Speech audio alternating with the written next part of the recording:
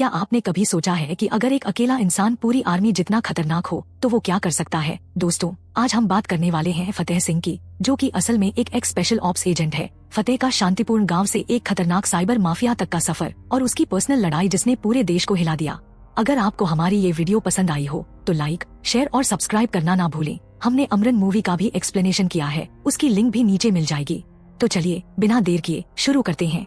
Film की शुरुआत धमाकेदार होती है। कहानी फतेह सिंह नाम के एक स्पेशल ऑप्स एजेंट से शुरू होती है, जो इतना खतरनाक है कि अकेले ही पूरी आर्मी के बराबर है। फिलहाल वह एक मिशन पर है। जैसे ही वह एक बड़े हॉल में पहुंचता है, वहां अकेले ही बहुत सारे लोगों को मार गिराता है। हर तरफ बस फाइट ही फाइट हो रही है। तभी सीन यहीं कट हो जाता है। इसके बाद कहानी एक महीने पीछे चली जाती है, पंजाब के मोंगा गाँव में। यहाँ हम फतेह सिंह को बिल्कुल अलग अंदाज में देखते हैं। अब वह अपनी एजेंट वाली जिंदगी को पीछे छोड़ चुका है और गाँव में शांतिपूर्ण जीवन जी रहा है। वह यहाँ एक डेयरी फार्म चलाता है और किसी भी तरह के झगड़े या हिंसा से दूर रहता है। गांव में वह निमृत नाम की एक लड़की के घर में किराए पर रहता है।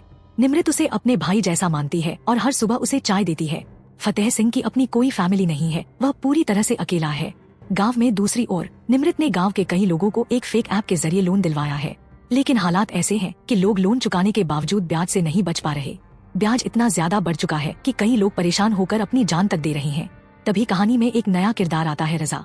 वह साइबर माफिया का बड़ा नाम है और इसी फेक ऐप के पीछे का मास्टरमाइंड है। अब फतेह सिंह इस हालात से कैसे निपटेगा, यही फिल्म की असली कहानी है। रजा ने पूरे देश को अपनी मुट्ठी में जकड़ रखा है। उसी के बनाए इस फेक ऐप के जरिए लोग लोन लेते हैं और फिर धीरे धीरे उनकी पूरी कमाई रजा के पास चली जाती है। गाँव वालों की हालत दिन ब दिन बदतर होती जा रही है। इसी बीच निमृत को एक अनजान लड़की का मैसेज मिलता है, जो उसे दिल्ली आने के लिए कहती है। गाँव की हालत देखकर निमृत दिल्ली जाने का फैसला करती है, लेकिन वहाँ जाकर उसका कोई अतापता नहीं चलता। यह खबर फतेह सिंह तक पहुंचती है और उसकी मां उससे कहती है कि वह निमृत को वापस लेकर आए। मां का कहना है कि निमृत जरूर किसी बड़ी मुसीबत में फंसी होगी। फतेह सिंह बिना समय गवाए दिल्ली पहुंचता है। वहां पहुंचने पर उसे खुशी नाम की एक हैकर का मैसेज मिलता है। खुशी उससे मिलने की बात करती है और कहती है कि उसने ही निमृत को दिल्ली बुलाया था। फतेह सिंह खुशी से मिलता है और खुशी उसे बताती है कि वह एक हैकर है और रजा जैसे साइबर माफिया को एक्सपोज करना चाहती है। उसने निमृत को इसलिए बुलाया था क्योंकि वह चाहती थी कि निमृत उसकी मदद करे, लेकिन अब खुशी को भी पता है कि निमृत किसी बड़ी परेशानी में है। यहीं पर फतेह सिंह को पता चलता है कि निमृत चड्डा नाम के एक खतरनाक गुंडे के कब्जे में है। चड्डा पुरानी दिल्ली के संगम टॉकीज के पास रहता है। यह सुनते ही फतेह सिंह ज्यादा वक्त बर्बाद नहीं करता और सीधा संगम टॉकीज की ओर निकल पड़ता है। फतेह सिंह को पता चलता है कि रजा के आदमी भी निमृत के जरिए खुशी तक पहुँचना चाहते हैं। दूसरी तरफ फतेह सिंह चड्डा के अड्डे पर घुस चुका होता है। वहाँ पहुँचकर वह चड्डा और उसकी गैंग से साफ साफ बात करता है। वह उन्हें एक डील ऑफर करता है, निमृत को छोड़ दो, मैं उसे चुपचाप अपने गांव ले जाऊंगा, नहीं तो तुम्हारी हालत ऐसी कर दूंगा कि पेन किलर भी कम पड़ जाएंगी। लेकिन चड्डा ठहरा गुंडा, वो कहाँ किसी की बात मानने वाला था। वह और उसकी गैंग फतेह सिंह पर हमला कर देते हैं, पर फतेह सिंह को रोकना आसान नहीं। उसने एक एक करके उन सभी को बुरी तरह से पीटना शुरू कर दिया। कुल मिलाकर उसने वहाँ 9 लोगों को मार गिराया। इसी दौरान फतेह सिंह ने सत्य प्रकाश नाम के आदमी के बारे में भी पूछताछ की, लेकिन निमृत वहाँ नहीं मिली। इस बीच जब खुशी को पता चलता है कि संगम टॉकीज पर 9 लोगों को मार दिया गया है, तो उसे तुरंत समझ में आ जाता है कि यह सब फतेह सिंह का ही काम है, क्योंकि उसने ही वहाँ का पता दिया था। खुशी फतेह सिंह से कहती है, तुमने यहाँ पर जितना बड़ा कांड किया है, पुलिस अब तुम्हें ढूंढ रही होगी। तुम्हारा यहाँ रहना सेफ नहीं है, तुम्हें मेरे घर चलना चाहिए। अब यह मामला इंस्पेक्टर के पास जाता है, जो इस केस की जाँच करता है। इंस्पेक्टर जब संगम टॉकीज पहुँचता है और वहाँ कत्लेआम की हालत देखता है, तो वह समझ जाता है कि यह किसी गैंग का काम नहीं है, मामला कहीं ज्यादा बड़ा और खतरनाक है। इंस्पेक्टर जब संगम टॉकीज की जांच शुरू करता है, तो उसे कुछ सीसीटीवी फुटेज मिलते हैं। फुटेज में फतेह सिंह संगम टॉकीज के बाहर काफी देर तक बैठा दिखाई देता है। उसे बुलाकर पूछताछ करता है। फतेह सिंह कहता है, हाँ, मैं वहाँ बैठा था, लेकिन सिर्फ चाय पीने के लिए।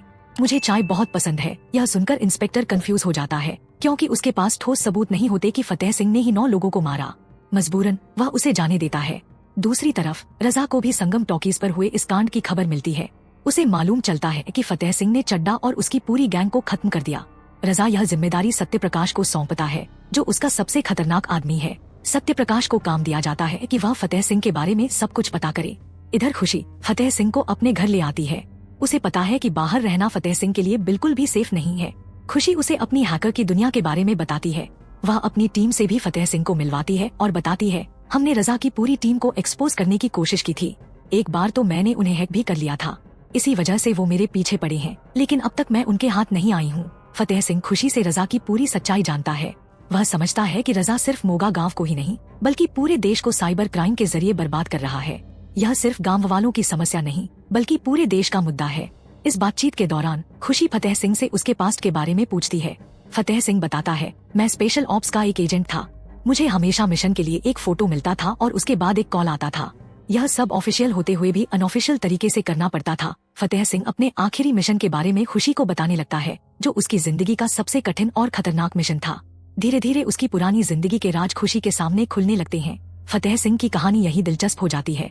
वह खुशी को अपनी पुरानी जिंदगी के बारे में बताता है कि उसने स्पेशल ऑप्स के लिए काम करते हुए इंडिया के लिए कई मिशन पूरे किए। उसका आखिरी काम था अमेरिका से कुछ गुप्त फाइल्स लाना, जो इंडिया के लिए बेहद जरूरी थी। लेकिन उस मिशन के बाद उसने यह काम छोड़ दिया क्योंकि उसे सुकून की तलाश थी, जो वह इस जिंदगी में नहीं पा रहा था। अब कहानी वर्तमान में लौटती है। फतेह सिंह को समझ आ चुका था कि यह रजा का साइबर माफिया एक बहुत बड़ा गिरोह है। इसके लिए वह स्पेशल ऑप्स के अपने पुराने साथियों से मिलता है। वह सत्य प्रकाश के बारे में सारी जानकारी जुटाने की कोशिश करता है। चूंकि स्पेशल ऑप्स के पास हर बड़े अपराधी का रिकॉर्ड होता है, उन्हें रजा और सत्य प्रकाश दोनों के बारे में सब कुछ पता था। लेकिन फिलहाल फतेह सिंह का ध्यान सिर्फ सत्य प्रकाश पर था। यह मीटिंग दुबई में होती है, जहां उसे सत्य प्रकाश की पूरी डिटेल्स मिल जाती हैं। इसके बाद फतेह सिंह वापस इंडिया लौटता है और सबसे पहले सत्य प्रकाश से मिलने का फैसला करता है। सत्य प्रकाश, जो खुद फतेह सिंह और खुशी को ढूंढ रहा था, हैरान रह जाता है जब फतेह सिंह खुद उसके सामने आ जाता है। फतेह सिंह उसे देखकर कहता है, तू मुझे ही ढूंढ रहा था ना, लो मैं यहाँ हूँ, अब जो करना है कर ले। लेकिन इससे पहले कि सत्य प्रकाश कोई जवाब दे, फतेह सिंह उसे बताता है कि वह यहाँ चेतावनी देने आया है। अगर तुम लोग ये गंदा खेल बंद नहीं करते तो मैं ऐसा तहस नहस करूंगा कि किसी के भी बचने की उम्मीद नहीं होगी। इस बीच पता चलता है कि सत्य प्रकाश की जान भी खतरे में है। रजा के शूटर उस पर नजर रखे हुए हैं और फतेह सिंह वहां आने से पहले सत्य प्रकाश के कई आदमियों को पहले ही खत्म कर चुका था। लेकिन चेतावनी देने के बाद सत्य प्रकाश को यह बात बहुत बुरी लगती है। गुस्से में वह अपने आदमियों को खुशी के घर भेजता है। उसका इरादा खुशी को किडनैप करने का होता है। वह अपने गुंडों से कहता है कि खुशी को उठाकर उसके पास ले आएं। गुंडों को खुशी के घर भेजने की योजना में सत्य प्रकाश और रजा को यह अंदाजा नहीं था कि फतेह सिंह वहां पहले से मौजूद होगा। जैसे ही गुंडे वहां पहुंचे, उन्होंने देखा कि फतेह सिंह आराम से बैठा हुआ है और बड़े ही शांत स्वर में उनसे कह रहा है, क्या तुम लोग चाय पियोगे? गुंडे उसकी बात को अनसुना कर देते हैं और फतेह सिंह पर अटैक कर देते हैं। लेकिन उन्हें अंदाजा नहीं था कि फतेह सिंह कौन है। उसने उन सभी को चुन चुनकर खत्म कर दिया। लड़ाई के बाद फतेह सिंह उनके मृत शरीरों को देखकर कहता है, चाय पी लेनी चाहिए थी, अब तो मौका भी चला गया। इस घटना के बाद फतेह सिंह पूरी तरह से रजा और उसकी गैंग के निशाने पर आ चुका था। रजा ने तय कर लिया कि फतेह सिंह को रास्ते से हटाना ही पड़ेगा, इसलिए उसने एक खतरनाक प्लान बनाया। रजा की गैंग ने पूरे देश के बैंक अकाउंट्स को हैक कर लिया और सभी लोगों के पैसे निकाल लिए। इसके बाद उन्होंने आर्टिफिशियल इंटेलिजेंस का इस्तेमाल करके फतेह सिंह का एक क्लोन वीडियो तैयार किया। इस वीडियो में फतेह सिंह खुद यह कबूल करता नजर आता है कि देश के सभी बैंक अकाउंट से पैसे मैंने और मेरी पार्टनर खुशी ने चुराए हैं। यह वीडियो तेजी से वायरल हो गया। हर तरफ हड़कंप मच गया। देश भर में पुलिस अब फतेह सिंह के पीछे पड़ गई। वह अब वांटेड अपराधी घोषित हो चुका था। लेकिन रजा की गैंग यही नहीं रुकी। उन्होंने निमृत का एक लाइव वीडियो जारी किया, जिसमें वह ऑनलाइन किलिंग का शिकार बन रही थी। फतेह सिंह को मजबूर किया गया कि वह यह सब लाइव देखे। यह दृश्य देखकर फतेह सिंह अंदर से टूट गया। निमृत की मौत ने उसके दिल में गहरा घाव दिया, लेकिन साथ ही बदले की आग और तेज कर दी। रजा को लग रहा था कि अब उसने फतेह सिंह को पूरी तरह से हराकर मात दे दी है। लेकिन वह यह नहीं जानता था कि फतेह सिंह अब उस स्थिति में है जहां वह किसी को माफ करने वाला नहीं है। फतेह सिंह को जल्द ही पता चलता है कि इंस्पेक्टर जो अब तक उसका पीछा कर रहा था, रजा के साथ मिला हुआ है। इंस्पेक्टर ने ही फतेह सिंह और खुशी की सारी जानकारी रजा को दी थी। अब फतेह सिंह और खुशी के सामने दो चुनौतियां थी, पुलिस से बचना और रजा की गैंग को खत्म करना। पर यह लड़ाई अब सिर्फ फतेह सिंह की नहीं थी, यह देश को बचाने और न्याय लाने की लड़ाई बन चुकी थी। कहानी अपने चरम पर पहुंच चुकी थी। चारों तरफ पुलिस फतेह सिंह और खुशी को ढूंढ रही थी। दोनों जैसे तैसे हर मुश्किल से बचते हुए अपने मिशन पर आगे बढ़ रहे थे। फतेह सिंह के दिमाग में बस एक ही बात थी, इंस्पेक्टर बिस्वास के पास पहुंचकर उससे सत्य प्रकाश और रजा के सारे राज उगलवाने हैं। कई खतरों को पार करते हुए वे बिस्वास के अड्डे पर पहुंचते हैं। बिस्वास अपने कमरे में आराम से बैठा एंजॉय कर रहा था, जैसे उसे किसी चीज की फिक्र ही नहीं। लेकिन जब फतेह सिंह और खुशी वहां पहुंचे तो माहौल पूरी तरह बदल गया। फतेह सिंह ने उसे बुरी तरह पीटा और जबरन सत्य प्रकाश का पता पूछा। डर और दर्द से कराहते हुए बिस्वास ने आखिरकार सत्य प्रकाश का ठिकाना बता दिया। अब फतेह सिंह और खुशी सत्य प्रकाश के अड्डे पर पहुंचते हैं। सत्य प्रकाश पहले से तैयार था, क्योंकि उसे पता था कि फतेह सिंह जरूर आएगा। लेकिन वह फतेह सिंह की ताकत और गुस्से का अंदाजा नहीं लगा सका। वहां पहुंचते ही फतेह सिंह ने सत्य प्रकाश के गुंडों को एक एक करके खत्म करना शुरू कर दिया। इसी बीच खुशी ने हैकिंग के जरिए देश भर के बैंक अकाउंट से गायब हुए पैसों को होल्ड कर दिया था। लेकिन सत्य प्रकाश ने खुशी को पकड़ लिया और उसे बंधक बना लिया। फतेह सिंह ने बिना देर किए हमला किया और एक लंबी लड़ाई के बाद सत्यप्रकाश को जान से मार डाला। अब फतेह सिंह को रजा का लोकेशन पता चल चुका था।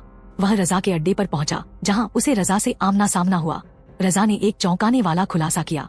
उसने कहा, मैं भी पहले तुम्हारी तरह स्पेशल ऑप्स का एजेंट था। मेरे पास भी मिशन के लिए तस्वीरें आती थी, लेकिन मुझे इस काम में मजा नहीं आया। मैंने इस दुनिया को चुना क्योंकि इसमें ज्यादा ताकत और पैसा है। फतेह सिंह ने रजा की बातों को ठंडे मन से सुना और फिर उससे कहा, हर रामायण में रावण का अंत तय है और ये रामायण भी अलग नहीं है। इतना कहते ही उसने रजा को मार दिया। फिल्म के आखिर में हम देखते हैं कि देश भर के बैंक अकाउंट से गायब हुए सारे पैसे वापस कर दिए गए हैं।